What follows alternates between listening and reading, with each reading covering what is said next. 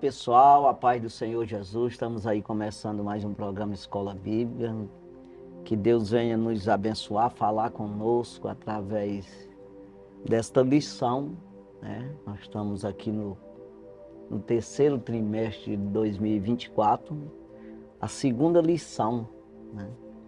Estamos aí estudando o livro de Ruth e Esther, né? Eu tenho até que ver aqui, né?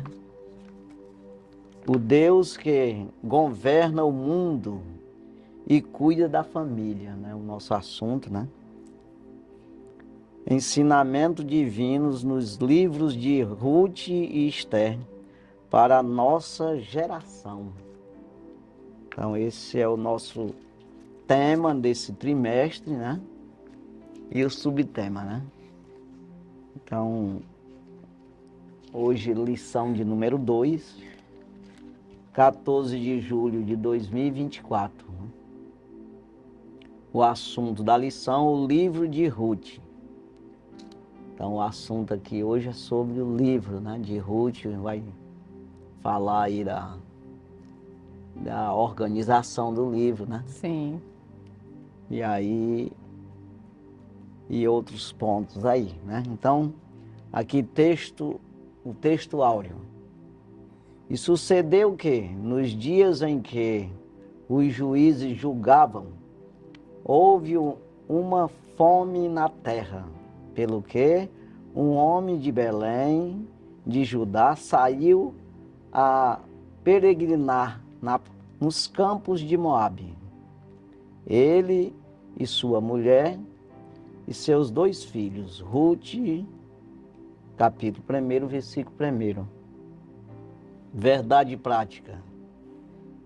Servir a Deus não nos isenta de crises. Em qualquer circunstância, o segredo é permanecer fiel, confiando na providência divina. Então, em qualquer circunstância aí que acontece na nossa vida, daquele que serve ao Senhor, né? Não vai nos isentar dessas crises, né? Desses momentos difíceis, mas o segredo aí é permanecer fiel, firme, né? Confiando nas promessas, né? Sabendo, né? A gente tem que se firmar, né? Nessa esperança, né? Exatamente. Na providência, Deus ele provê da onde a gente nunca pensa, né? Então a gente nunca deve duvidar da providência divina, né? Porque o homem ele é limitado, né? E ele pensa de um jeito, mas os pensamentos de Deus é outro, né? Então sempre ele tem uma solução. O segredo é esse, para você manter o coração firme, né? Sim. Animado, né? Você ter bom ânimo no sentido de sabendo em quem você tem crido, como diz o apóstolo Paulo, né? Sim. Eu sei em quem eu tenho crido. Então isso é bom, né? Então isso aí, passo aqui para a Isneide, né? História bonita que nós vamos discorrer nesse trimestre, que se iniciou a semana passada, nós já estamos na segunda lição.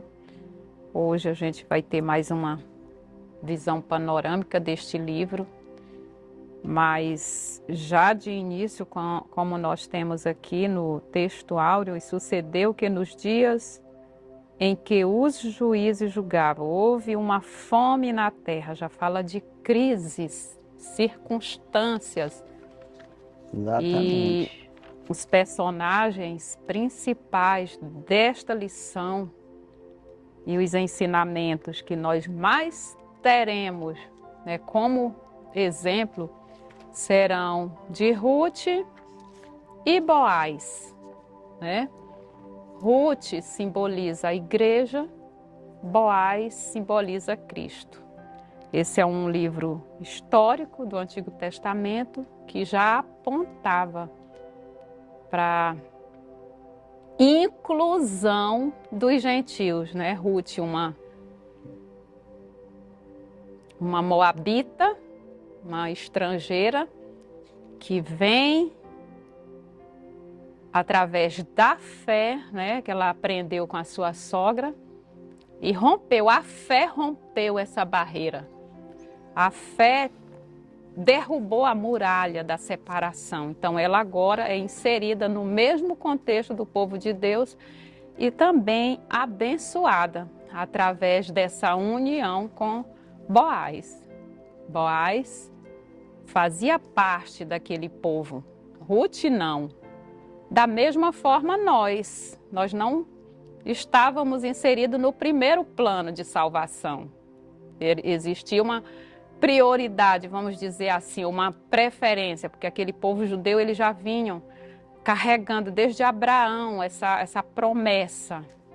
Mas aqui já mostra que o povo gentil, que aqueles que decidissem crer no Deus de Israel, teriam os mesmos privilégios, independente de ser ou não, ou fazer parte ou não da nação. Então, esse exemplo de Ruth aqui é uma lição da providência de Deus em relação à salvação, né, de nós que hoje aceitamos, que hoje cremos na palavra de Deus. A gente vê ali, logo mesmo, bem no início, os dois filhos de Adão, você já vê essa separação, se dividir. Um tinha um coração do maligno, que é Caim, e o outro, Abel, que oferecia sacrifício a Deus de forma agradável, né? Então você vê que já rachou ali, já ficou o lado do mal e o lado do bem. E foi convidado ele, o próprio Deus, para ele fazer o bem. Se tu fizer o bem, não te será aceito. Então sempre quem corre para o lado do bem é aceito. Aquele que vem a mim, de maneira nenhuma lançarei fora. Disse Jesus, mas isso foi desde o início. Só que sempre Deus ele quis que a humanidade entendesse isso. Ó, vou separar um povo aqui que é meu. O livro de Juízes não tem um que explique melhor isso aí, não. E o povo se desviava para seguir as nações. Aí Deus levantava um juiz lá que trazia o povo de volta. E se os outros viessem para aquilo lá também, todos que vinham aceitam. Só que o pessoal, ele quer, né, tem aqueles que não querem Deus. Então hoje é a mesma coisa, até hoje. Existe o povo crente mesmo, mas quem quer ser crente? Quem quer acompanhar a gente? Que é exatamente você entrar para outro mundo, nascer de novo, como Jesus, ele fez bem essa separação aí, Paulo nas suas cartas, falando do que é carne e o que é espírito, que é essa separação. Tu quer seguir espírito, quer seguir carne, né? Então você vai ver que Abraão ele foi chamado para sair daí, sai desse povo aí, que senão tu aí no meio não vai dar, mesmo eu falando contigo, não vai conseguir andar comigo. É mais ou menos aí, né? Então ele mandou que ele saísse do meio daquela parentela idólatra. E ali, depois ele fez o concerto com ele, dizendo, todo aquele que se chegar a ti será circuncidado. É um povo meu, separado. Então, tu comprou por dinheiro, se chegou a ti, e o que nascer na tua casa será circuncidado. Então, fez aquele pacto. Aí, depois, nessa mesma época, logo ali no capítulo 12 de Gênesis, ele faz aquela promessa a ele, né? E dizendo que ele é pai de grandes nações, exatamente essa nação salva. Aí ele vai e diz, aquele que te amaldiçoar será amaldiçoado. Ou seja, se não se chegar a ti, não tem salvação. Então é um povo separado. Aí vê esse povo separado sempre, mas nunca Deus disse que não era para ensinar as nações. Eles eram exatamente para isso aí, para dar um exemplo, tornar conhecido o nome de Deus nas outras nações. E muita gente, Jesus ele falou muito a respeito disso, né? A gente tem comentado aqui que Jesus citava coisas assim como Naamã, o leproso, né? Que acreditou no Deus de Israel. Aí levou até terra para lá, tal, para orar em cima, que não queria orar mais na terra dos filisteus. Filisteu mesmo, né? Acho que é. Assírio, né? Acho que é Assírio. Então, aí também Aí você vai ver aqui, só para...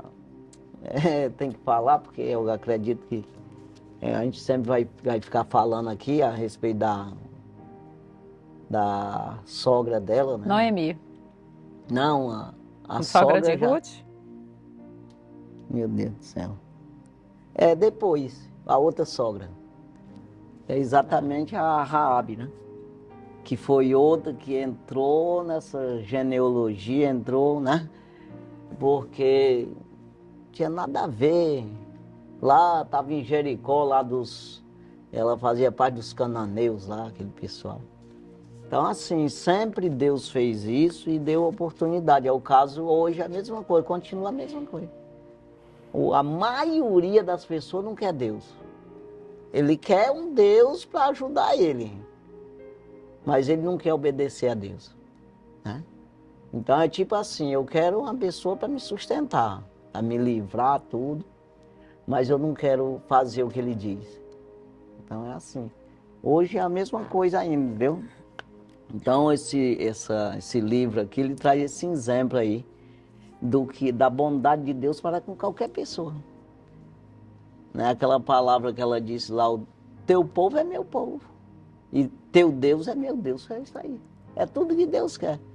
É que qualquer pessoa, pode ser o maior criminoso da face da terra, chegar com um pastor, com uma pessoa, estou falando crente mesmo, e dizer, olha, o teu povo é meu povo, nós somos uma só fé, a unidade da fé. Ao conhecimento do Filho de Deus, a varão perfeito, à medida da estatura completa de Cristo. Eu quero ser isso aqui. Pronto, já é. Não é assim? Ruth, capítulo 1, versículo 16, ela faz essa declaração e é a declaração mais poderosa que qualquer crente pode fazer, em que toma uma decisão de viver o evangelho independente de qualquer circunstância, sem olhar para trás, né? Essa aqui é a posição firme. É por isso que ela representa o tipo de igreja, o tipo de crente que Jesus de fato conta, porque aqui nesse livro já apontava para a vinda desse Messias, que era o Redentor, que é a palavra-chave desse livro, que nós até lemos na lição passada, que é Ruth, capítulo 4, versículo 14, que fala sobre Boaz como redentor, ou como o remidor, ou resgatador. E esse papel aí de resgate é de Cristo, mas Cristo vai resgatar um povo que vai se tornar exclusivamente seu. Igreja que não negocia essa comunhão por nada, que refere exatamente a esse comportamento de Ruth. Então ela tem essa representatividade de uma igreja firme no seu Redentor, que é Jesus. Então isso serve de lição espiritual para todos nós, que a partir do momento em que aceitamos a Jesus, nós temos como base viver isso até os últimos momentos da nossa vida. Ela diz que o povo de Ruth seria o povo de Noemi seria o seu povo, o Deus de Noemi seria o seu Deus. Então ela abria mão de toda a vida do passado dela, porque os deuses dela, a família dela, o povo dela, ela estava... a tua parentela. Ela estava deixando. Então significa a nossa vida propriamente antes de aceitar Jesus. Eu tive uma realidade, a partir do momento em que eu aceitei Jesus, já ficou para trás. Eis que tudo se fez novo. Nós vamos viver agora neste padrão em que Ruth se compromete de verdade. E ela fala que seria até a sua morte. Ali é uma firmeza de espírito e ela tem consciência, convicção do que está dizendo. Sim, aí a gente, por isso a gente tem que se colocar na história. Vamos dizer que fosse eu, aí eu tenho que me colocar nessa situação dela. Não volta, aquela mulher tinha mãe, tinha pai, tinha primo, tinha toda a parentela lá. A história de vida dela ficou para trás. Eu vou largar tudo isso, esse pessoal são idólatras. Eu não vou ficar com esse negócio aí que eu vou me perder. Então foi aqui que o comentarista aqui, ele fala desse lado espiritual. Sim. Que Ruth, ela foi pela salvação mesmo. Então ela estava mais focada nisso, na vida eterna, do que mesmo em vida natural, de pai, mãe, aquela coisa. Então, Deus ele coloca sempre à prova as pessoas para ver se... Sabe aquele homem lá que Jesus disse que as raposas têm seus covis e os passarinhos têm seu ninho, tá? Que ele viu nele queria, de alguma forma, levar vantagem em cima de Jesus, né? Não que quisesse ser crente de verdade. Aí ele disse, não, isso mandou que outro seguisse ele. Quer dizer, quando você vai ver a mulher cananeia, a prova que ela passou, tem uma provazinha para ver se passa no teste mesmo. Tipo um emprego. Não, tu quer trabalhar ou tu quer dinheiro? Só se empregar. Então tem esse lado aí. Tu quer ir pro céu mesmo ou tu quer andar comigo para aparecer? Para dizer que é crente e ganhar dinheiro, ou de alguma forma, fama. Tá entendendo? É o que está acontecendo hoje muito, né?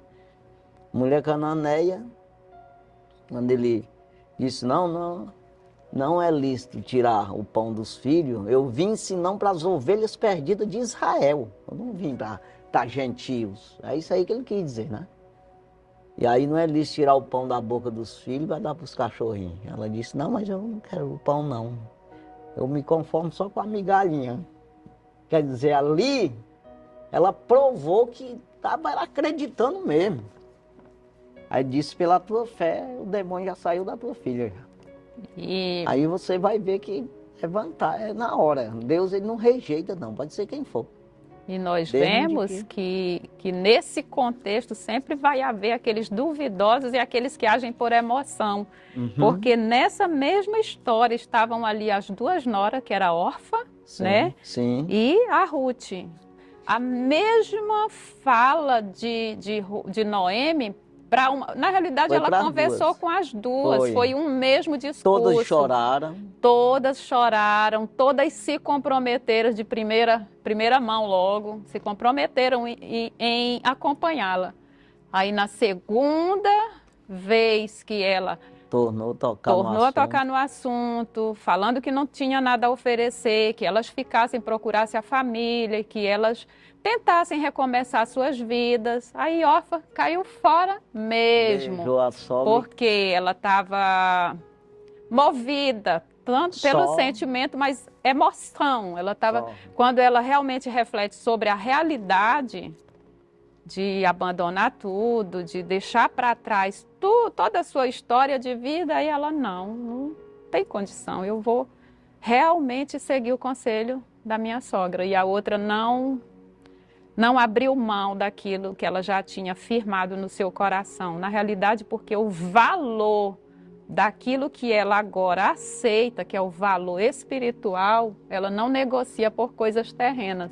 Então é por isso que essa mulher é notável. Até hoje, nas festas de Pentecostes, ela é lembrada pelo testemunho, pela decisão, pela lealdade, pela generosidade. Você vê que ela fala nas duas coisas, no natural e no espiritual, né?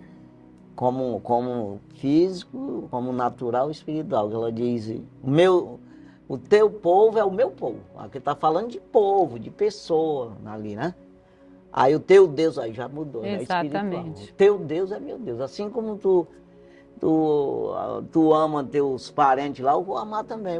Eu sou da família. Mas também os cultos que tu vai fazer, eu estou dentro. É como que seja assim. Não, nós vamos seguir aí a lei de Abraão, né? A lei como é o Pentateuco lá? Moisés. Eu vou seguir, eu quero seguir esse Deus aí. Ela reconheceu o Deus de Israel como o único Deus de verdade, abandonando os seus deuses. Aquele lá era só deuses, né? É uma história muito bonita, apesar de tantos embaraços de início logo, né? Primeiro porque Elimeleque pode ter tomado uma decisão precipitada em sair da terra do pão, sair de Belém, apesar de haver a crise ali, mas provavelmente ele não teve uma direção de Deus, porque você sair da casa do pão, você sair da sua nação, que é a nação que Deus escolheu governar, apesar de serem reis que estivessem ali governando, mas o comando mesmo era de Deus. E ele sai exatamente debaixo dessa proteção e entra para as campinas de Moabe a peregrinar em terras estranhas, provavelmente o prejuízo maior foi a questão de lá não se cultuar a Deus, porque ele sai de Israel e não era como nossa época, porque na nossa época, se nós mudamos de cidade, logo a gente procura uma congregação e já estamos ali adorando a Deus, porque hoje é em espírito e em verdade, mas na época tinha a localização específica, tinha as terras, né, que eram santas e que o povo de Israel cultuava a Deus. Então ele sai desgovernado, ele morre, os filhos morrem e Noemi demonstra muita incredulidade ali. Exatamente porque, de acordo com tantas circunstâncias, a pessoa vai realmente perdendo os ânimos, né? Ela mesma se autodenomina de amarga, Mara, amargura, porque ela já estava praticamente sem esperança de ver surgir um novo dia na vida dela, um novo dia no sentido de recomeço, de providência. E Deus faz ressurgir dessas cinzas um dia muito bonito e a fé volta. E o exemplo grande aqui de Ruth, até na questão de Deus tornar conhecido o nome dele na época, é porque Israel estava nessas ondas. Declínio. No sentido de oscilante. Sim. Mas pensa numa coisa oscilante naquele tempo dos juízes, né? Abençoava, morria o juiz, eles caíam na gandaia de novo. Na gandaia, dá de entender isso aí. Assim, se desviavam, né? Então veja que aí veio já para dar um exemplo de uma moabita, uma pessoa que era contra Israel, o povo dela era contra Israel, totalmente. Aí vim e dar um exemplo desse. Uma lição de moral. Uma lição no sentido de vir para servir o Deus de Israel de verdade, né? Porque você vê que Noemi, ela se reclama assim, mas não de Deus. Ela disse, a mão do Senhor foi pesada sobre mim, mas no sentido, como Jó disse também, tudo, mas não dizendo que Deus não é Deus. Que Deus é ruim de alguma forma assim, mas só se reclamando no sentido de que passou por aquilo lá, né? Aí uma coisa que eu quero dizer aqui é que a gente, vou voltar a dizer ali o que diz em Romanos 8, 28, né? Todas as coisas contribuem juntamente para o bem daqueles que amam a Deus, né? Que são chamados a dar ouvido ao seu decreto. Assim, porque você vê que morrem os 3 homens, e novo, né? Porque os 2 rapazes, filhos, morreram ali por um projeto de Deus. Eles foram usados, isso aí dá de se entender, que Deus aproveitou isso aí, né? E com certeza fica aí um galardão deles, nisso aí também. Porque, né, eu acredito assim, para que o plano de Deus possa ser executado. Eu vou dizer um aqui, que esse daí pode não ser, né? Mas acredito que sim, tudo dentro do plano de Deus, né? Vai para lá, morreram lá. Uma pessoa que não chegou a uma idade avançada, que foi o maior profeta, quem disse foi Jesus, né? João Batista. Porque acabou o ministério dele. A vida dele foi para introduzir Jesus. Quer dizer, para introduzir essas meninas aí, a Ruth, eles tinham que morrer. Porque senão, como é que introduzia? Então, para fazer isso, para dar um exemplo para Israel. E Deus sempre deu esses exemplos, como Naamã, como eu acabei de falar, a viúva lá de Serepta. Aí vai dando exemplo. Ei, rapaz, vocês não têm vergonha na cara, não? Vocês diz que é crente. Aí a mulher lá acreditou mais do que vocês, o Naamã acreditou mais. Quer dizer, sempre acontecia essas coisas, né? E para dar um exemplo, né? E às vezes acontece um dia de hoje. Às vezes você olha para uma pessoa e diz, esse aí nunca na vida está perdido. O caso do ladrão da cruz, isso aí estão no inferno, já. Aí uns salvou lá, pendurado lá, rapaz, salvou-se. Quer dizer, é uma coisa para você, poxa, eu tô bom aqui, meus membros, tudo, né? Para dar glória a Deus, né? É, Não é exemplo não para nós? exatamente, isso aqui fala mesmo Chamar diretamente. atenção para nós, né? É sobre a providência de Deus. A providência, ela entra onde existe total impossibilidade. É, Porque houve o erro aí dessa família aí para essa acontecer isso aí. peregrinar, e os filhos já vão casar com essas estrangeiras, que também era Era errado. contrária à lei de Deus. A lei de Israel era que os judeus não se envolvessem com os pagãos. Então aí já foi uma sequência de situações que foram agregando essa carga de erros que consequentemente traria outras consequências mais grave do que se esperava, porque chegou a morrerem os 3, mas as moças continuaram ali. E a Ruth que se destaca pela postura espiritual. E é louvável esse testemunho, e que Aí- isso sirva de lição para nós, mulheres, que a gente consiga encontrar em Deus total abrigo, amparo, e que a gente não negocie a nossa fé por nada, porque aqui está realmente a palavra de Deus, ela agrega todos os valores que nós precisamos para deixarmos um legado para as gerações que virão Exatamente. depois de nós. Exatamente. Aí cada um de nós tem que ver isso aí, né? Deus, ele trabalha no teu livre-arbítrio, mas ele cria uma situação para tu aderir, para tu se converter, você chamar a tua atenção, para ver se você, mesmo com esse livre-arbítrio, você aceita ele, você se achega a ele, né? Exatamente. É exatamente você. Deus tem que ser de livre, espontânea vontade. Eu tenho que ser voluntariamente. Não tem nada de pressão da parte de Deus para você aceitar qualquer conselho dele. Tem que ser você mesmo se convencer a se converter, né? Sim. Então Deus, ele nunca vai forçar nada, nunca vai acontecer isso aí. Então é por isso que você vê que a minha mulher foi 2 vezes que ela, não, volta. Ela que disse, não, Não insista, nem gente. fala mais não nesse assunto. Mais Ela estava bem resolvida. Exatamente. Vamos à leitura bíblica em classe. Ruth, capítulo 1, versículos do 1 ao 5. E sucedeu que nos dias em que os juízes julgavam, houve uma fome na terra, pelo que um homem de Belém de Judá saiu a peregrinar nos campos de Moabe, ele e sua mulher e seus 2 filhos.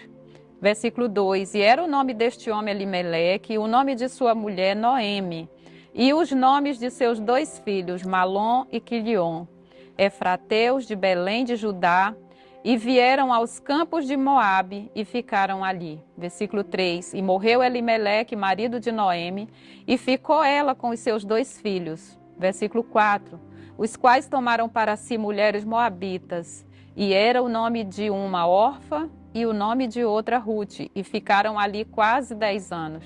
Versículo 5, e morreram também ambos, Malom e Quilion, ficando assim esta mulher desamparada dos seus 2 filhos e de seu marido. Desamparada. Esse era o nome que se dava para a viúva. Exatamente. Aí os objetivos, né? Os objetivos da lição são 3, cada um relacionado a um tópico da lição. Primeiro, fazer análise da organização do livro de Ruth. Segundo objetivo, remontar o contexto histórico do livro de Ruth. Terceiro objetivo, apresentar o propósito e a mensagem do livro de Ruth. Pois é, essa organização, né? Tá na terceira parte aí do Torá, né? Ele, né? Como ali o Pentateuco, aí os profetas, aí vem exatamente esse livro histórico, né? Que não é bem assim, eles dá outro nome, né?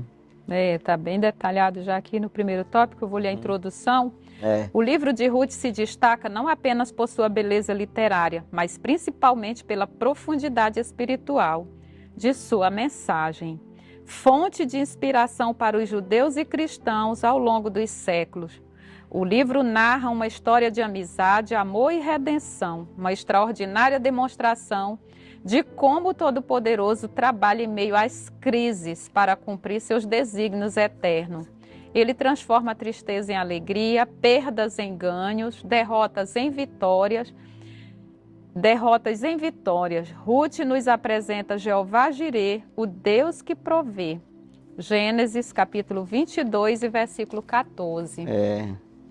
providência, né? A nossa palavra-chave, né? Deus é o Deus da providência, né? Ele faz daquilo que a gente não espera, né?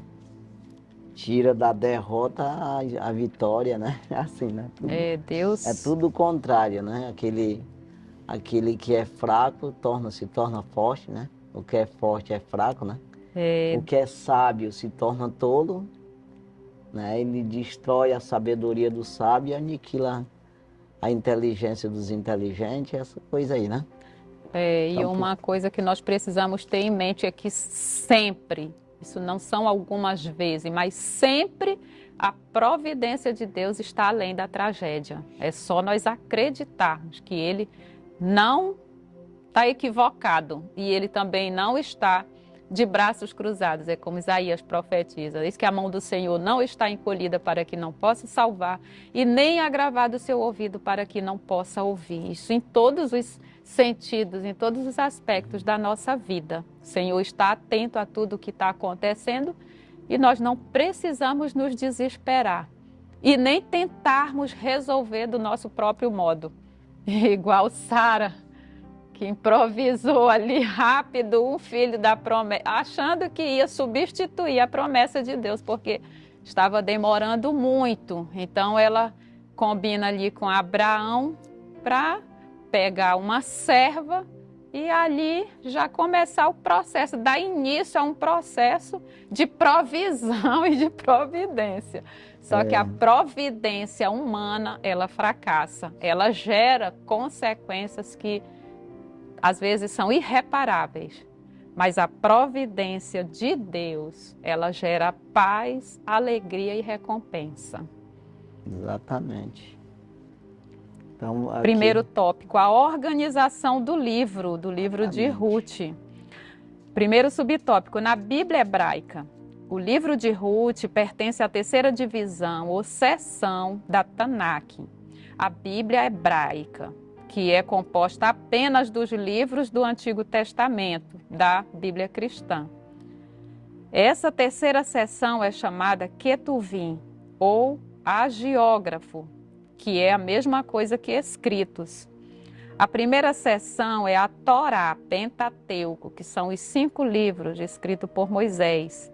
E a segunda é a Nevim, profetas. Então é profetas, Pentateuco, profetas e escritos, né? Isso.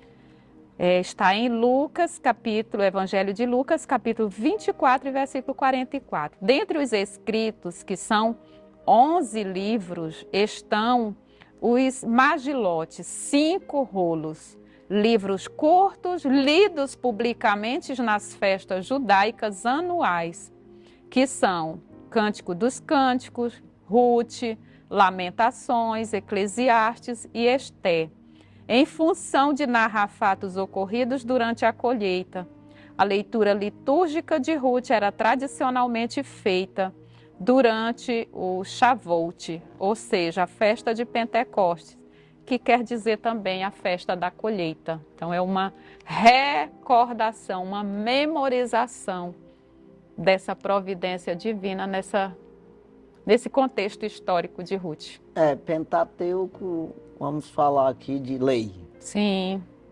Como foi criada a terra e como foi ordenado, todas essas coisas. E vem depois a lei, conta ali de tudo como surgiu o povo de Israel, né? Ali os hebreus, aquela coisa toda. Aí vem os profetas. Aí vem os profetas que chamaram a atenção desse povo todo, né? Deus falou com o povo durante esse tempo todo, né? Sim. E aí aqui, aquele, como que seja adoração, testemunho, como que seja esses Sim. livros aqui, que são esses escritos, né? É como era lido nas festas, como um testemunho, dizendo da história que aconteceu com fulano, com fulano. Então é como que a gente esteja falando um com o outro, cantando numa festa e dizendo, olha, existe o Deus de Israel que fez isso com a Ruth lá, que fez com a Esté, que fez com quem? Com outras pessoas, assim. Então é uma história contada, né? De testemunho de pessoa, como que seja assim. Então, por isso era lido nessas ocasiões, assim. Que aí já vem um culto, né? Tipo assim, a gente faz o culto com louvores e pregação, Pregações. né? E também testemunho. Né? Sim. Então, era isso que era feito aqui, que era usado esses livros nesses momentos assim, de festa, né? E todas as gerações que iam chegando já iam tendo contato com esses fatos, né? Com essa realidade, até porque eles prezam só pelo Antigo Testamento, então vem se perpetuando esse ensino. E essa é a razão porque não tem se perdido, né? Não era usado assim como um sacrifício, oferecer sacrifício para perdão de pecado, dessas coisas, não, era em festa. Sim. Né? Exatamente como um testemunho, né? Deus é Deus mesmo, aí fez isso com fulano lá, fez com fulano também, aconteceu na vida dele assim, é como que seja assim, dessa forma. Era usado esses livros, né? Aí os profetas não, chegavam para colocar a ordem na casa, né? Para abençoar ou para, de alguma forma, trazer o castigo ali também para eles se arrumarem, né? E a lei era lei, tá lá, como até hoje está para o judeu lá a lei, né?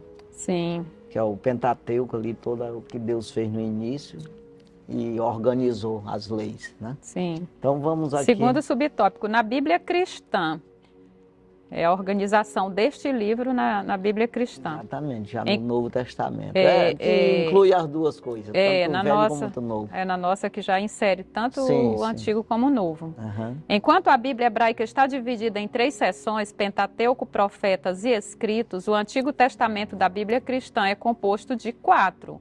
Pentateuco, livros poéticos, históricos e proféticos.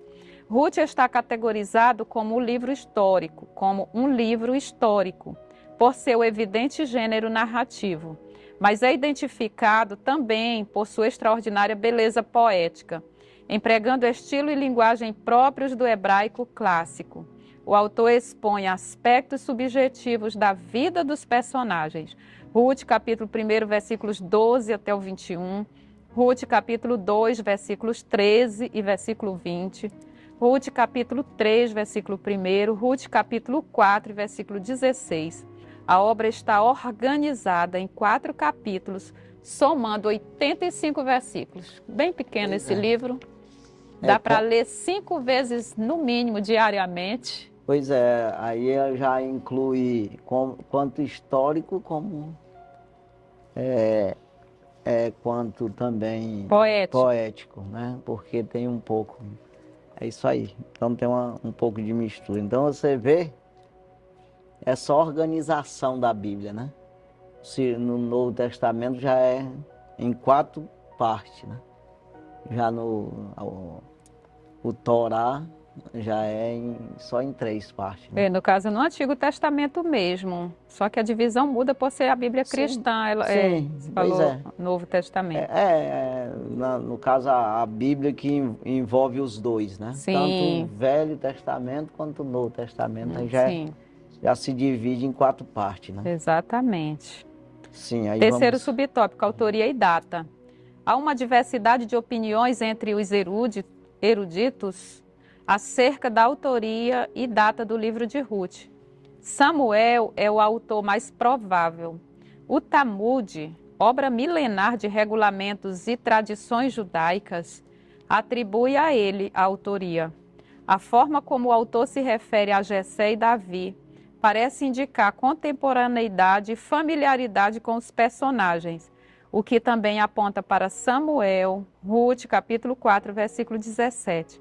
Além disso, as características gerais da obra indicam uma atmosfera própria do início do período da monarquia de Israel. Sendo assim, o livro teria sido escrito no século X a.C. Exatamente, já dá de se entender que foi escrito ali mesmo na época de Samuel, porque ele já sabia de Davi, né?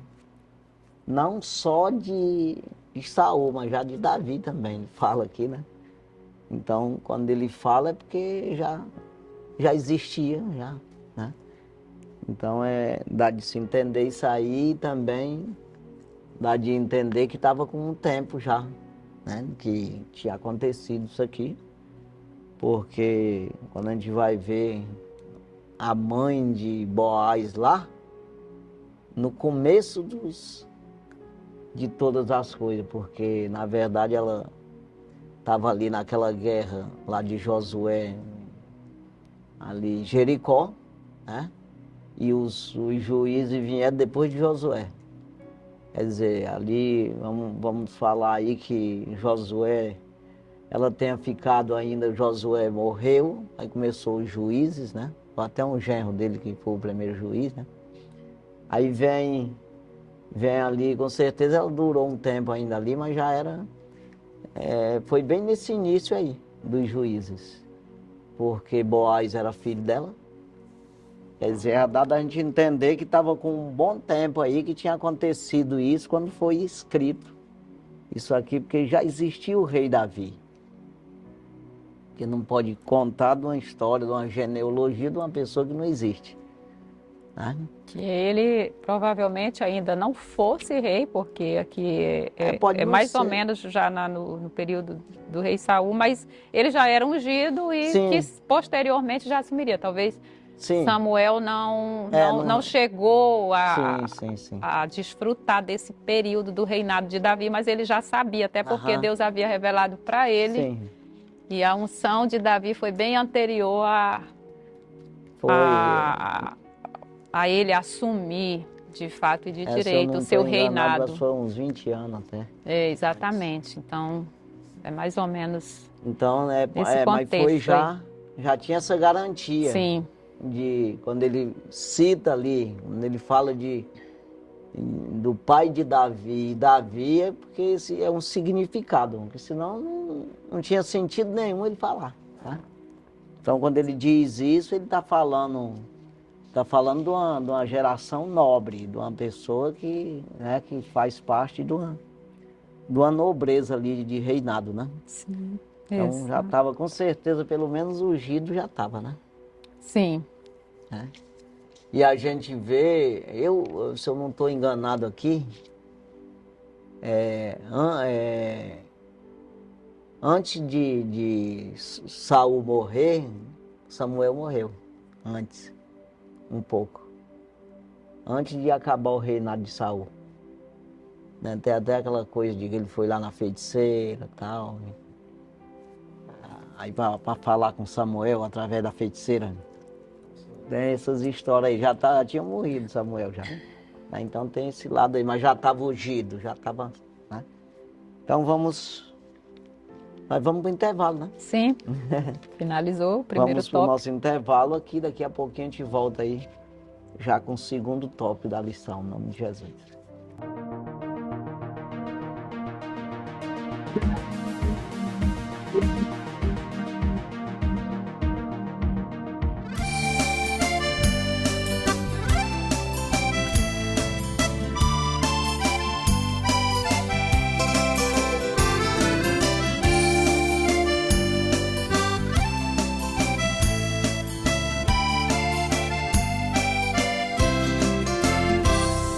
Ó mestre, o mar se revolta, as ondas nos dão pavor,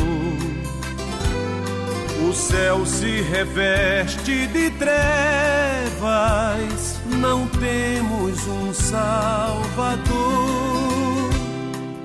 Não se te dá que morramos,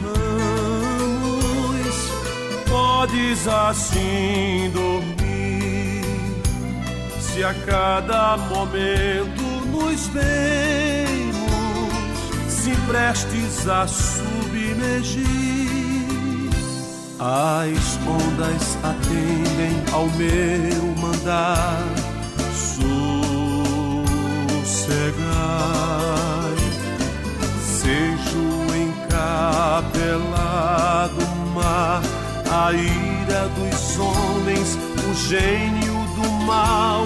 Tais águas não podem a naufragar, que eleva o Senhor, Rei do céu e mar. Pois todos ouvem o meu mandar. Sossegai, sossegai, convosco estou para vos salvar. Sim, sossegai. Mestre, na minha tristeza estou quase a sucumbir. A dor que perturba a minha alma, ó, peço-te, vem banir. De ondas do mal que me cobrem, quem me fará sair? Pereço sem ti, ó meu mestre, vem logo, vem me acudir. As ondas atendem ao meu mandar. Sossegai, seja o encapelado mar, a ira dos homens, o gênio do mal. Tais águas não podem a naufragar, que eleva o Senhor, Rei do céu e mar. Pois todos ouvem o meu mandar. Sossegai, sossegai, convosco estou para vos salvar. Sim, sossegai. Mestre, chegou a bonança, em paz eis o céu e o mar. O meu coração goza a calma, que não poderá findar. Fica comigo, ó meu mestre, dono da terra e céu, e assim chegarei bem seguro ao porto destino meu. As ondas atendem ao meu mandar. Sossegai, seja o encapelado mar, a ira dos homens, o gênio do mal. Tais águas não podem a naufragar, que eleva o Senhor, Rei do céu e mar. Pois todos ouvem o meu mandar. Sossegai, sossegai, convosco estou para vos salvar. Sim, sossegai.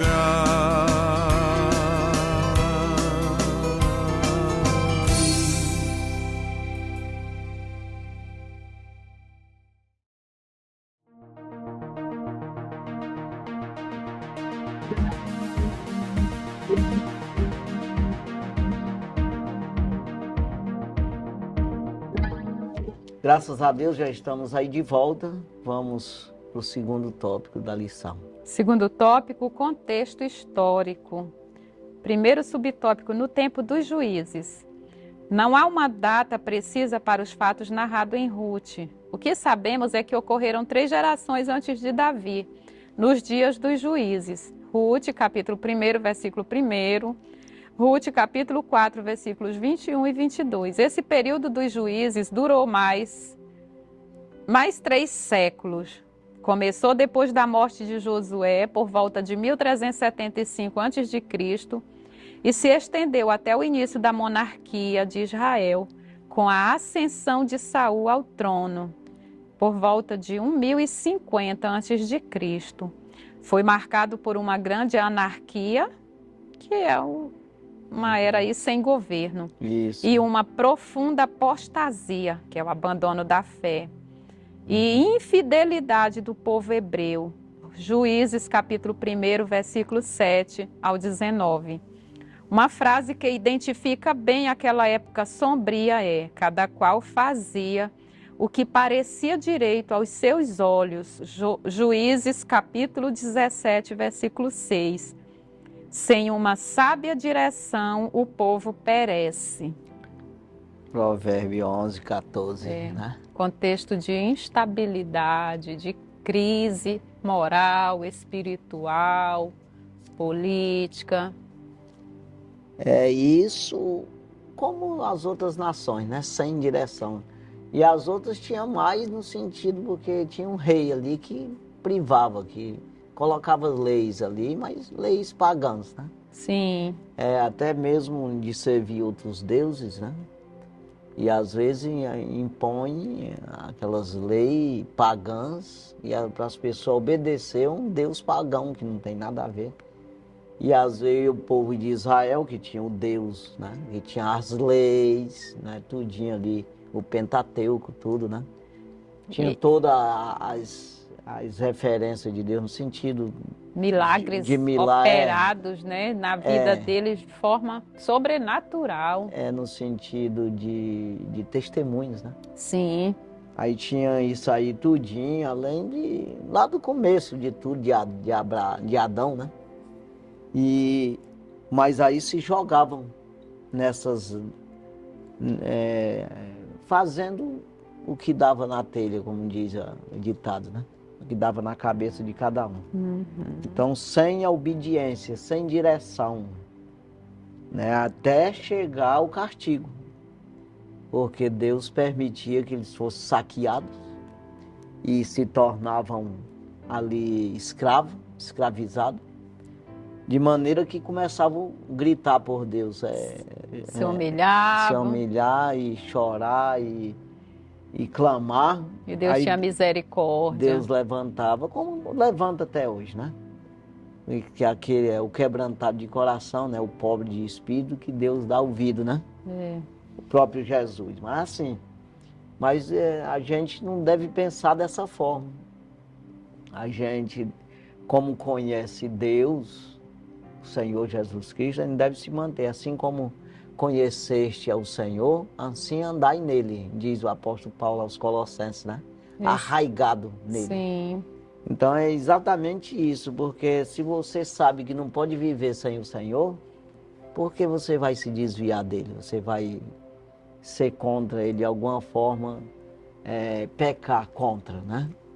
Então é o que acontecia ali, aí tinham que retornar a Deus de novo, a obedecer ao Senhor, fazer sacrifício e tudo. Aí quando era abençoado, Deus abençoava mesmo e tornava a se desviar de novo. Então assim também tem tanta gente que oscila muito assim. Uma tendência do ser humano. Ele não... Sabe o que eu digo às vezes para pessoas assim? Até mesmo mudando de congregação, que vai para ali é o mesmo Deus, ou é outro lá, né? Então eu digo que, rapaz, nunca tu vai dar fruto, porque não, quando enraiza um pouquinho a planta, arranca que tem de as novo. folhinhas ali, bonitinhas, as folhinhas verdinhas, antes de florescer, tu arranca, planta no outro canto, aí cai todas as folhas, até brotar de novo. Então isso aí tudo é prejuízo, é atraso, é retrocesso na vida de um crente, que ele anda oscilante dessa forma aí, não? Como até fala na carta de Tiago, né? É como as ondas do mar. Que são levadas pelo vento, para uma nuvem, e para outra parte. As nuvens, né?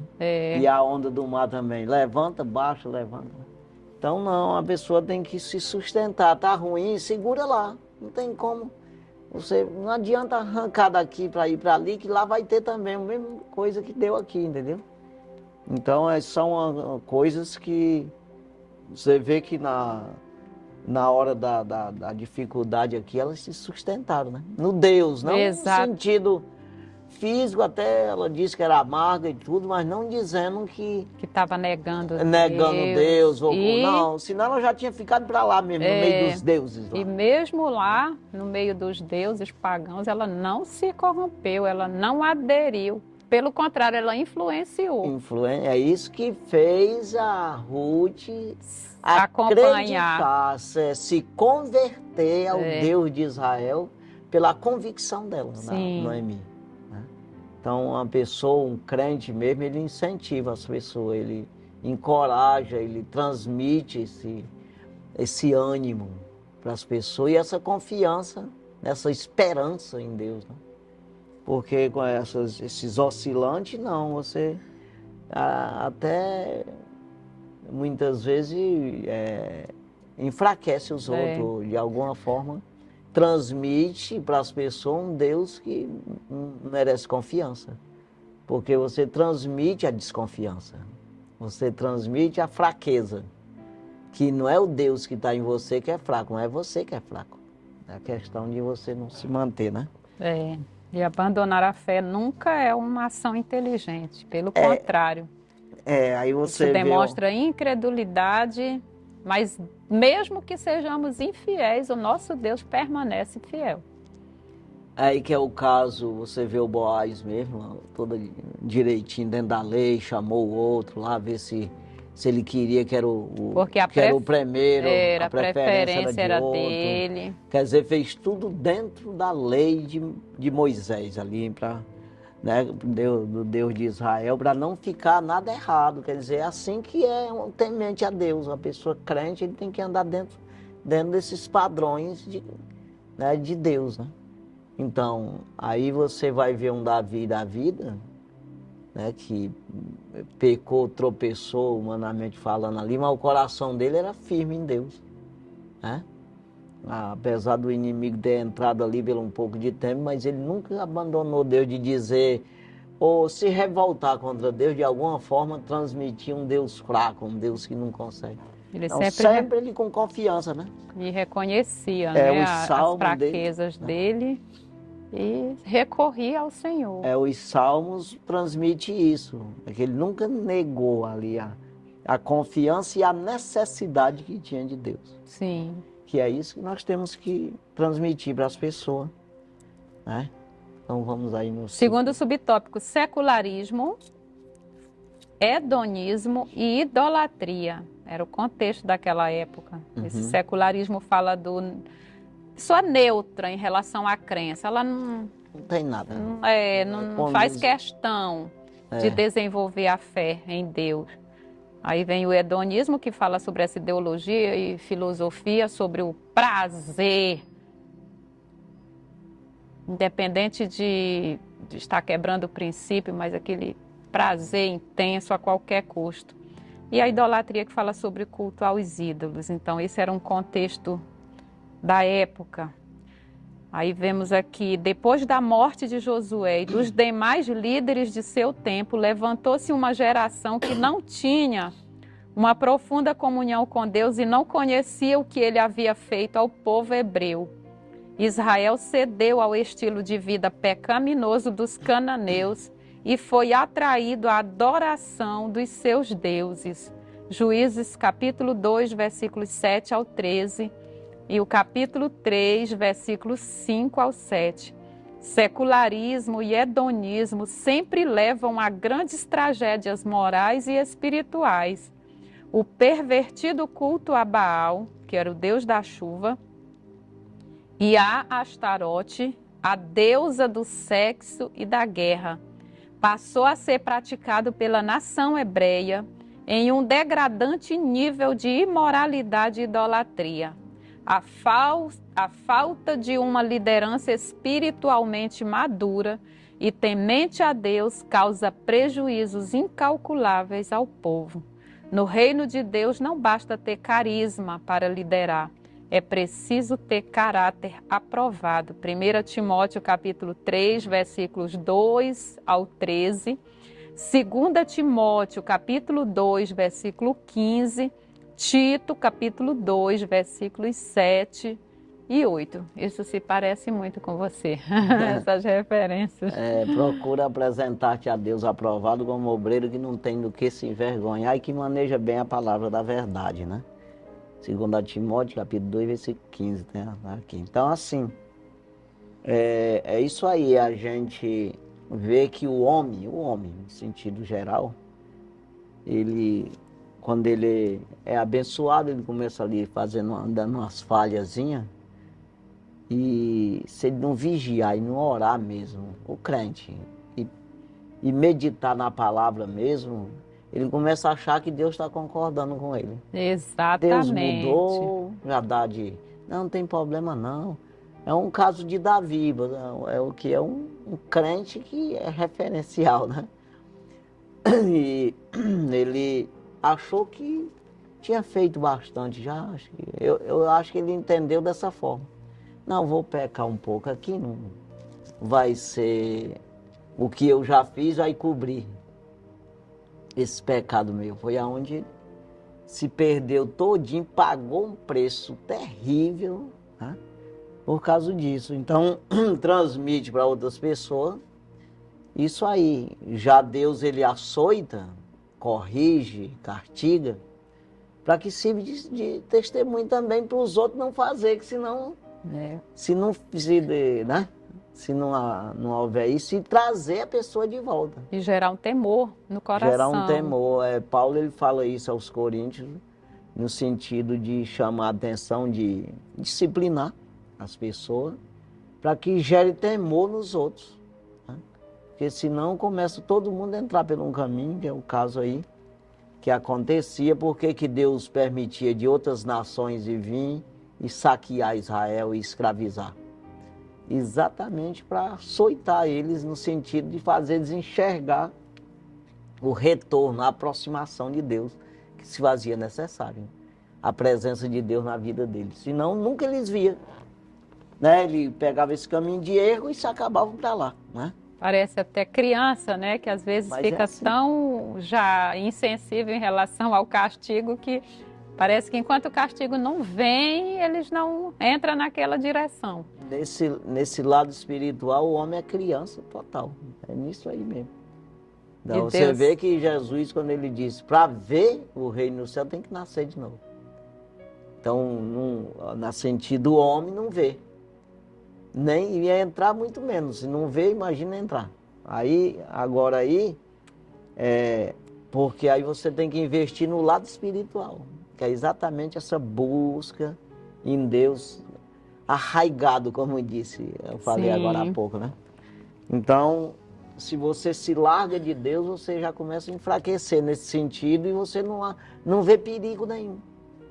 E você se aprofunda no erro, se afastando de Deus. Aí Deus tem que dar umas pancadinhas para ver se você enxerga o caminho de volta, né? Exatamente. É o caso deles aqui e hoje a mesma coisa acontece. Terceiro subtópico, opressão, clamor e livramento. A apostasia tornou Israel presa fácil de seus inimigos que atacavam e saqueavam suas cidades e terras e mantinham o povo sob domínio opressor por longos períodos.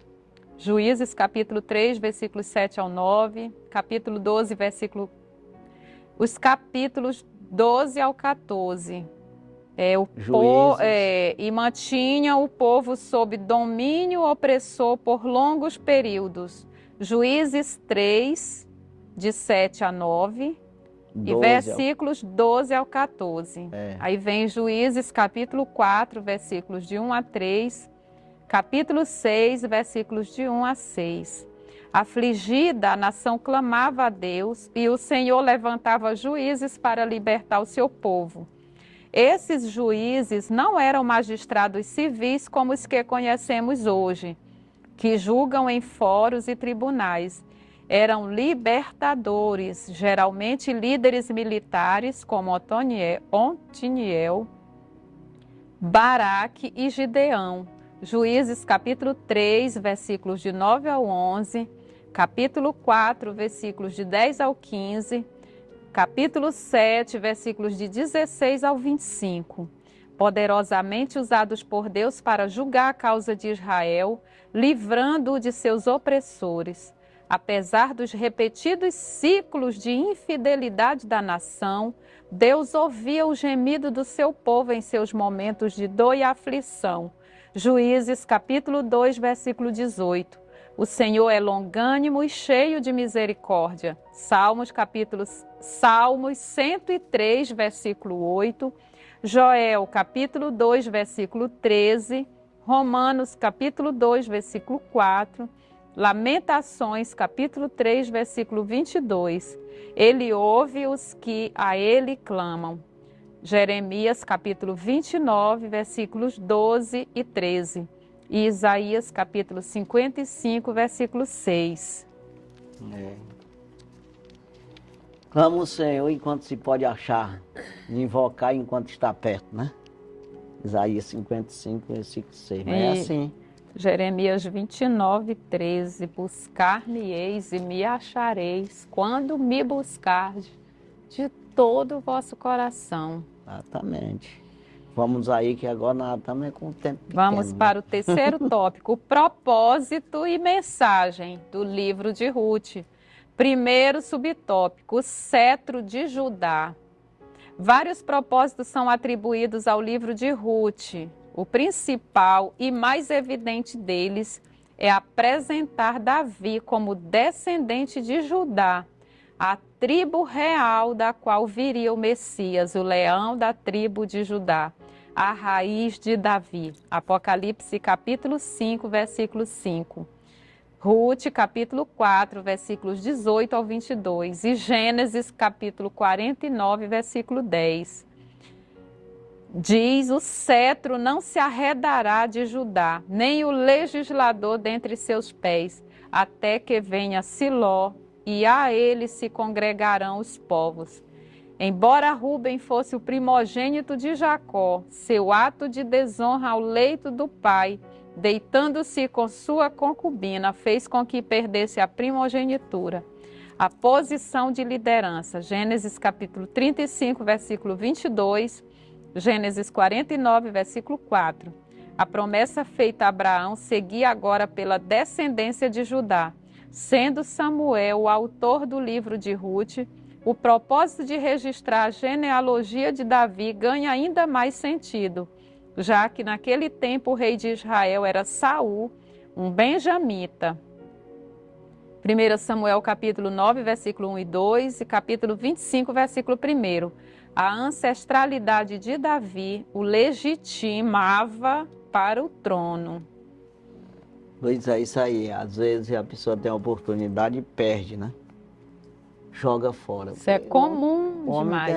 O homem tem um livre-arbítrio, né?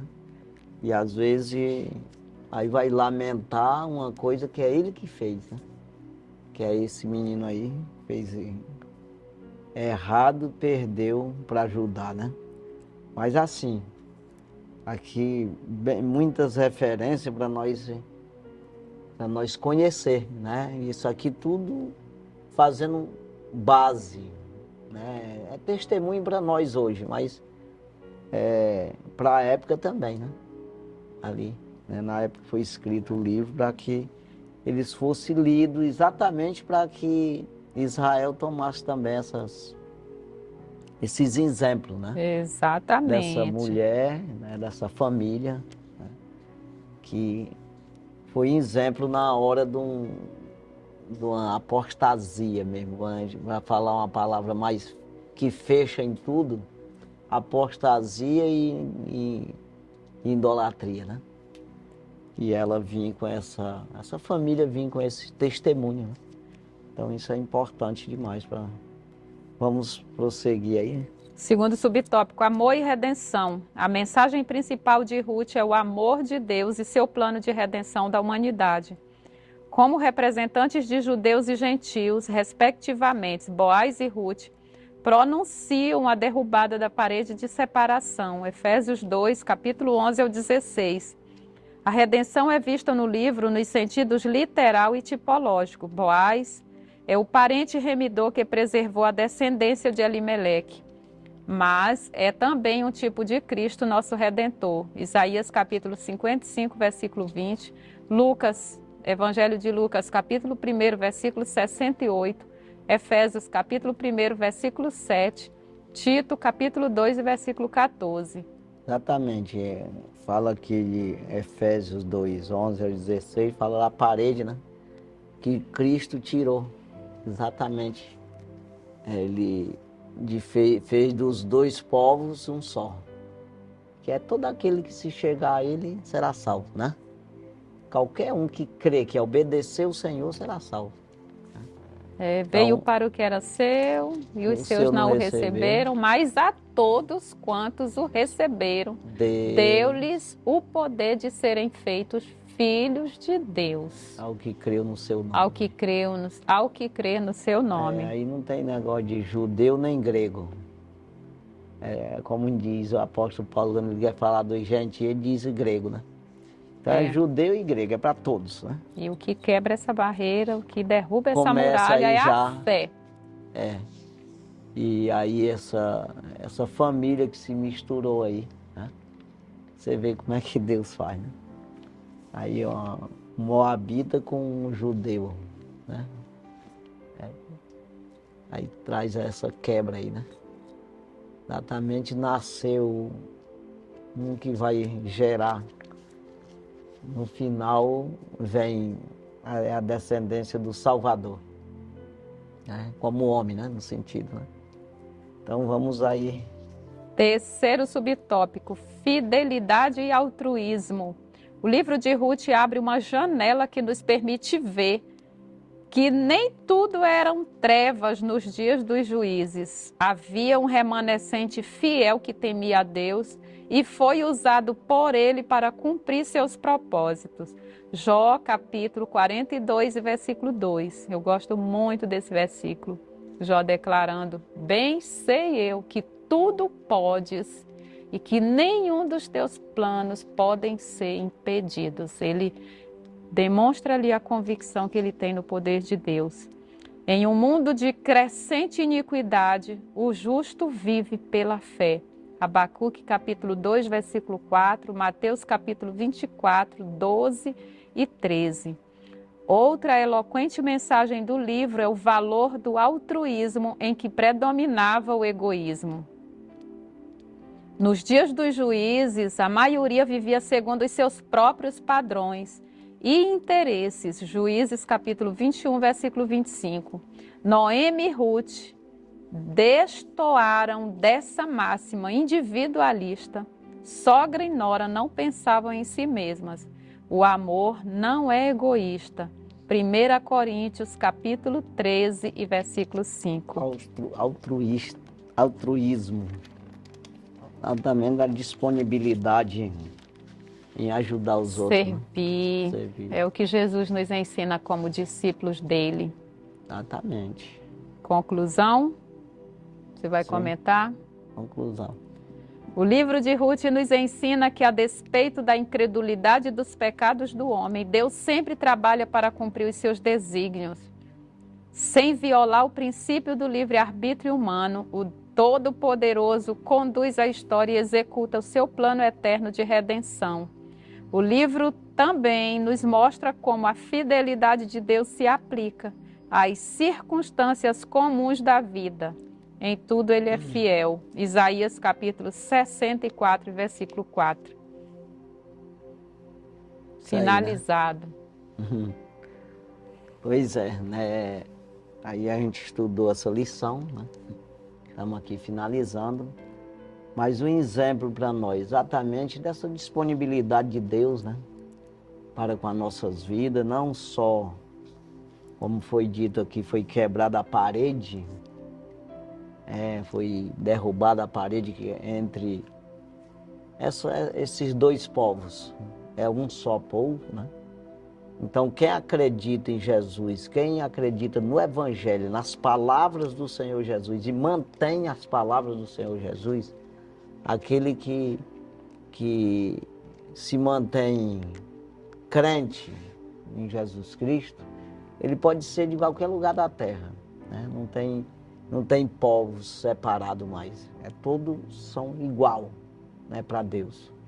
Então não faz acepção de pessoas de verdade, mas respeita o livre-arbítrio. Então não vai forçar você, mas também ele está insistindo com você para você ouvir a sua palavra. Então veja aí que essa necessidade da gente acreditar, né? Seja você da onde for, e não importa o que fez, o importante é estar aqui para frente, o que vai fazer. Então você nascer de novo, ser uma nova criatura, não porque alguém falou, deu um conselho para você, não, mas que o Senhor Jesus falou. A palavra do Senhor Jesus, o que vale é o Evangelho para a salvação. Porque o Evangelho, ele faz você temente em tudo. Não é só temente porque o médico disse que se tu fumar, tu morre logo. Ou de alguma forma tu já está se esquecendo da coisa, deixou de beber, ou o baralho está te fazendo mal porque tu gasta o teu salário. Não. Ele coloca em você um caráter, o caráter de Deus. De maneira que você vai lutar por isso. Então isso se chama crer no Senhor Jesus, né? Crer no seu nome, que é acima de todos os nomes. Então, nas suas palavras, aqueles que permanecer na minha palavra, verdadeiramente sereis meus discípulos. E conhecereis a verdade, e a verdade vos libertará. É isso aí. Que Deus abençoe grandemente você. Espero que tenha aprendido conosco aqui, tomado como exemplo, né?